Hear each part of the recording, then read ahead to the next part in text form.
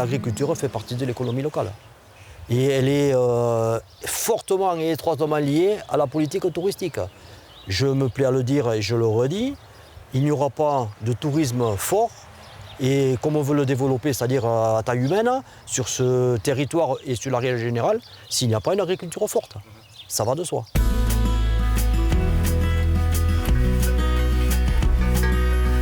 Ce qui nous plaît le plus, nous, en tant qu'éleveurs, puis là, en tant que jeunes surtout, c'est de pouvoir être en contact avec ces animaux, de pouvoir maîtriser quand même le cycle de production d'un animal, de faire naître jusqu'à l'élever, le faire grandir, et puis après le faire consommer aussi par nos voisins, par les gens du territoire.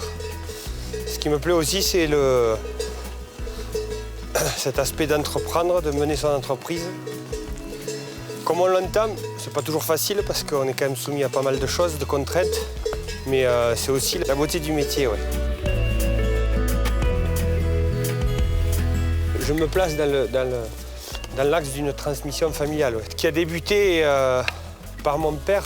Même en n'étant pas fils ou fille d'agriculteur, si on veut s'émanciper dans ce métier d'éleveur, on devra le faire. Peut-être qu'on va perdre un gros cheptel de vaches, mais on va perdre un gros cheptel d'agriculteurs aussi. Et c'est une question que le monde agricole est très inquiet sur ça. Les politiques ou les partenaires un peu moins. Alors, toute raison gardée, hein.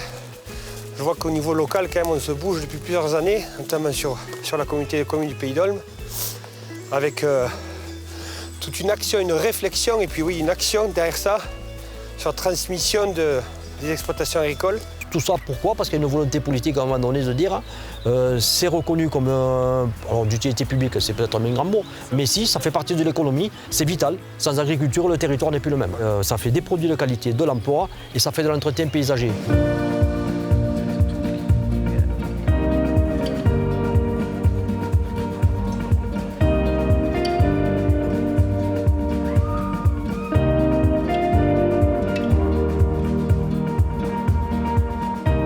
Je ne suis pas du tout d'ici, moi. Je suis arrivé ici par connaissance de ma copine, qui elle est de Nalzing. Ses parents sont éleveurs.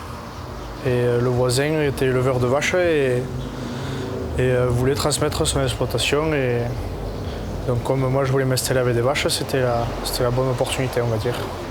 L'objectif, c'était de m'installer, quoi. C'était une passion depuis tout petit. Et il y a pas mal de jeunes, oui, enfin, de mon âge. Et on est nombreux sur le Pays d'Olme, quoi, ça c'est sûr.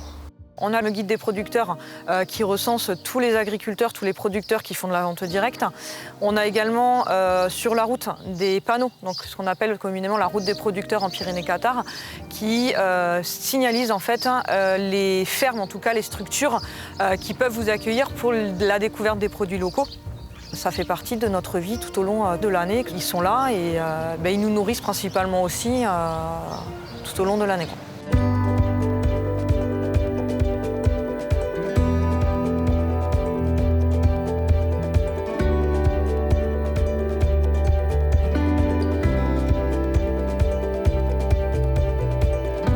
Alors la charte forestière, c'est ce qu'on a proposé au titre du plan d'action de l'opération Grand Site pour tout ce qui est planification et gestion de la forêt. Et c'est un outil en fait qui prend en compte la multifonctionnalité de la forêt. Voilà, c'est la base des chartes forestières. Et la multifonctionnalité, c'est quoi? C'est simplement de considérer la forêt sous ses aspects économiques, sous ses aspects sociaux, récréatifs et écologiques. Voilà, et d'essayer de trouver un équilibre entre tous ces aspects. Voilà. Et c'est quelque chose qu'on a inscrit dans l'OGS. L'objectif principal de la charte, c'est que tous les acteurs sont co-signataires et s'engagent du coup donc, à respecter la charte qu'ils ont établie ensemble. Le constat de départ sur le Pays d'Olme, il y a énormément de forêts, ça représente entre 20 et 25 000 hectares de forêt sur le territoire, avec beaucoup de difficultés d'accès aux forêts sur le volet donc, de coupe de bois et beaucoup d'idées reçues aussi sur les qualités des bois présents, les volumes présents, les accès. On a un vrai gouffre sur le monde forestier et la méconnaissance que peut en avoir le grand public. mais y compris les publics des élus et le public des usagers. Donc la conciliation, elle va être déjà d'essayer de reconnecter ces deux mondes-là. Il y a une certaine opacité du monde forestier par crainte des retombées justement du discours du grand public. Donc on a un gros travail à faire sur ces questions-là.